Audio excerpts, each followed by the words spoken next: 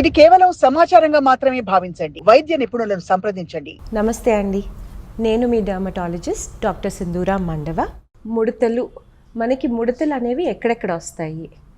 ముడతలు మనకి ఎక్కువగా కనపడేది మొహంలో, ఈ ఫోర్ హెడ్ రీజన్లో. ఇలా పైకి అనగానే ఈ ఫోల్డ్స్ ఏదైతే కనపడుతున్నాయి అవి ముడతలు.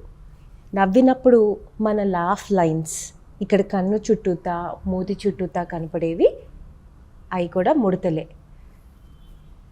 మనం ఏజ్ అయ్యే కొద్దికి మన చేతి మీద ముడతలు కనపడతాయి.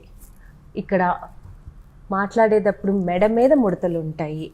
ఇవన్నీ కూడా తొందరగా ముడతలు వచ్చే ప్లేసెస్, మనం తొందరగా గమనించుకోగలిగే ప్లేసెస్.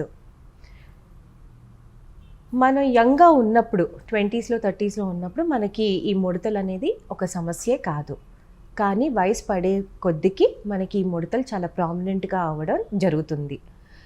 అప్పుడు మనకి ఒక 35-40 years నుంచి కనపడే మార్పులు మనల్ని చాలా కలవరపడిస్తాయి.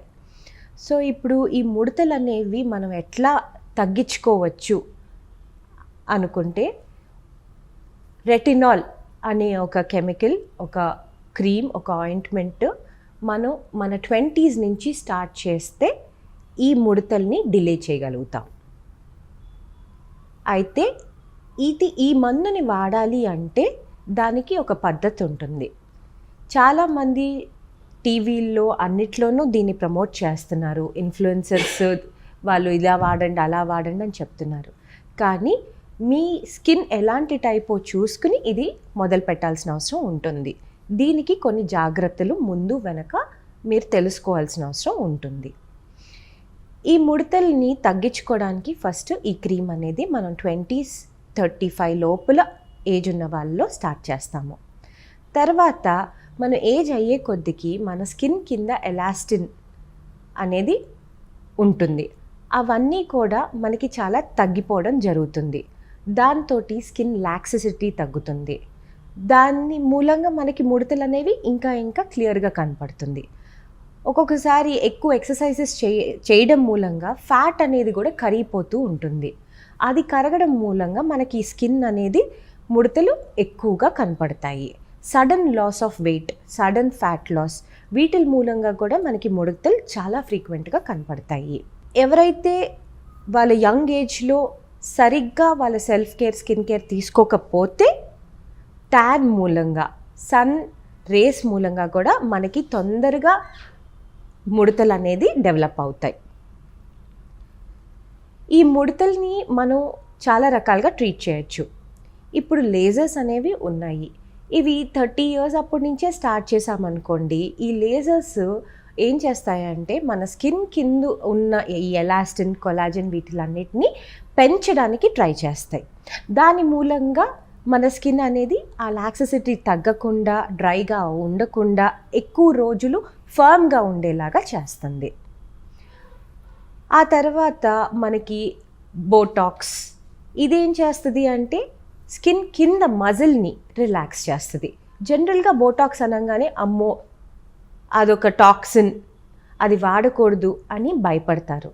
కానీ ఇది ఎంత సేఫ్ అంటే మనం అది ఇంజెక్ట్ చేసినప్పుడు దాని ఎఫెక్ట్ 3 to 4 months ఉంటుంది. అది లైఫ్ లాంగ్ ఉండిపోతుంది అనేది లేదు. అండ్ మనకి ఎంత కావాలో అంతవరకే మనం ఆపగలిగితే మనకి ఎటువంటి ప్రాబ్లం ఉండదు. అదే ఇంకా కావాలి అని కొంతమంది మా దగ్గరకు వస్తారు, ఇది కూడా ఉండకూడదు, దీనికి ఇంకొంచెం ఇంజెక్ట్ చేయండి, ఇంకొంచెం ఇది చేయండి అని. అలాంటి వాళ్ళు మేము ఆపమన్నా కూడా మా దగ్గర ఆపకుండా వేరే వాళ్ళ దగ్గరికి వెళ్ళి అది వాడతారు. దాని మూలంగా వాళ్ళకి సైడ్ ఎఫెక్ట్స్ అనేవి వస్తాయి. అలాంటి రీజన్స్ మూలంగా ఈ బోటాక్స్ అనే ఒక ప్రొసీజర్ని అందరూ భయపడడం స్టార్ట్ చేశారు. సో ఇది జనరల్గా ఎవరైనా బాగా తెలిసిన వాళ్ళ దగ్గర మీరు చేయించుకుంటే మీకు ఎటువంటి సైడ్ ఎఫెక్ట్ లేదు. డాక్టర్స్ మీకు కరెక్ట్గా చెప్తారు, ఇంతవరకు చాలు, ఇంతవరకు మనం వద్దు, మళ్ళీ చేసుకుందాము అని. అండ్ ఇది టెంపరీ ప్రొసీజర్ కాబట్టి ఎటువంటి సైడ్ ఎఫెక్ట్ మీకు కనిపించదు if it is done under guidance. And అలానే డర్మల్ ఫిల్లర్స్ కూడా ఉన్నాయి. ఆ ఫిల్లర్స్ అనగానే ముంబై యాక్ట్రెసెస్ని వాళ్ళని వీళ్ళని చూపించేసి అమ్మో వాళ్ళ మొహం మారిపోయింది, వాళ్ళ లిప్స్ ఇంత పెద్దగా అయిపోయాయి, కళ్ళు అలా అయిపోయాయి అని భయపడతాం. కానీ ఒకసారి ఈ ఫిల్లర్స్ మొదలుపెట్టిన వాళ్ళు ఇంకా కావాలి అని ఎక్కువ ఇంజెక్ట్ చేసుకుంటారు. దాని మూలంగా వచ్చే ప్రాబ్లమ్స్ ఇవి. అంతేకాని మనకి ఎక్కడైతే తగ్గిందో అక్కడ మాత్రమే మనం ట్రీట్ చేసుకుంటే మనకి ఎటువంటి ఇబ్బందులు ఉండవు, ఎటువంటి మొహం మారిపోవడము జరగదు.